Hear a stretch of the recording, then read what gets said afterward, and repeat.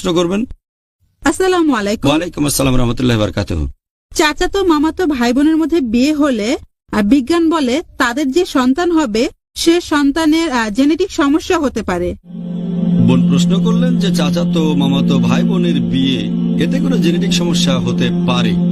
আপনি এখানে রক্তের সম্পর্কের বিয়ের কথা বলছেন। এ ধরনের সম্পর্কে আমরা দেখি যে চাচাতো মামাতো ভাই বোনের মধ্যে বিয়ে হয়।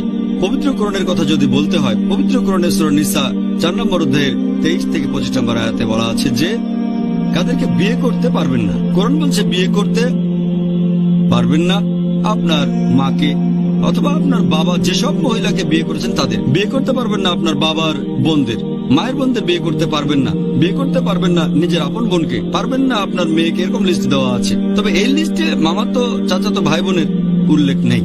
তাহলে কোরআনের এই আয়াতের ভিত্তিতে যাদের বিয়ে করা নিষিদ্ধ তাদের মধ্যে মামাতো চাচাতো ফুফাতো খালাতো ভাই বোনের উল্লেখ নেই। তবে আপন ভাই বোন কোরআন নিষিদ্ধ করেছে। বর্তমানের বৈজ্ঞানিক গবেষণা বলে যদি রক্তের সম্পর্কের মধ্যে বিয়ে হয়, একেবারে আপন ভাই বোন, মা ছেলে বাবা মেয়ে, তাহলে সম্ভাবনা থাকে, অনেক সম্ভাবনা জেনেটিক সমস্যা হওয়ার। মামাতো চাচাতো ভাই বোনের ক্ষেত্রেও এই সম্ভাবনা থাকে, তবে সম্ভাবনাটা অনেক কম। যদি আপনি একেবারে অপরিচিত কাউকে বিয়ে করেন সেখানেও সম্ভাবনা থাকে, তবে সম্ভাবনাটা কম। চাচাতো মামাতো ভাই বোনের ক্ষেত্রে এই সম্ভাবনাটা আপন ভাই বোনের ক্ষেত্রে চেয়ে অনেক কম থাকে। আপন ভাই বোন, মামাতো বা চাচাতো ভাই বোনের ক্ষেত্রে অপরিচিত কারোর সাথে বিয়ের তুলনায় সম্ভাবনা বেশি থাকে, তবে আপন ভাই বোনের সাথে তুলনা করলে সম্ভাবনাটা কম।